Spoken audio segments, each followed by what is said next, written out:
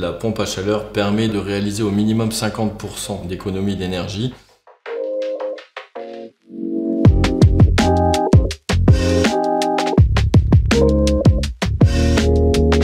On entend de plus en plus parler des pompes à chaleur, c'est vrai.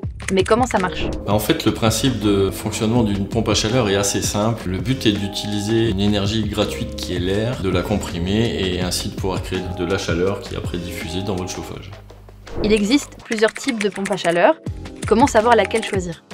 En fonction de votre foyer, du type d'installation que vous avez en chauffage, on va plutôt partir sur une pompe à chaleur RO ou RR. La pompe à chaleur RO est principalement utilisée en remplacement d'un ancien système de chauffage tel que chaudière gaz ou mazout. Et la pompe à chaleur RR en fait est plus préconisée pour les maisons qui chauffent en tout électrique ou en chauffage d'appoint quand on a déjà une chaudière gaz assez récente ou chaudière mazout assez récente. Est-ce que c'est adapté à toutes les maisons ou il y a des critères particuliers à respecter?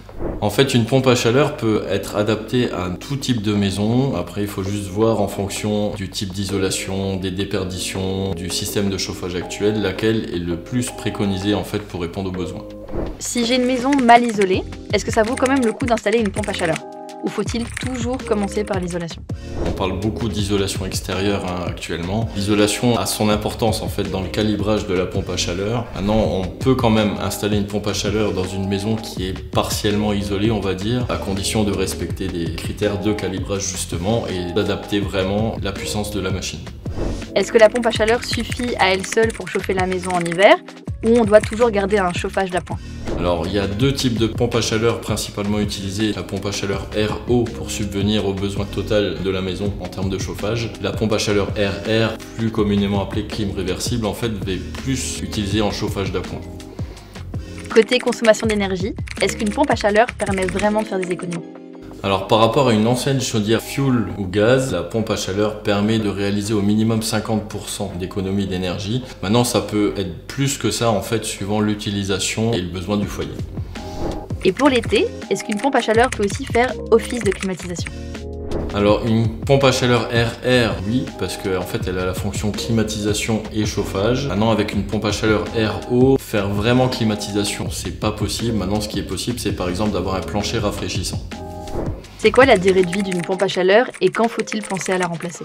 Pour une RR, on est plus sur du 15-20 ans, pour une RO, plus sur du 20-25 ans. Maintenant, à quel moment il faut penser à la remplacer? C'est lorsque la consommation électrique commence légèrement à augmenter dû à la vétusté de la machine ou vraiment s'il commence à y avoir des problèmes dessus, quoi. Est-ce qu'il existe des aides financières ou des primes au Luxembourg?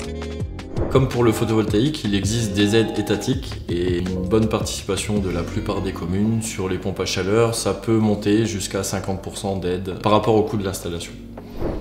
Un dernier mot pour encourager nos auditeurs à faire un pas vers la transition énergétique?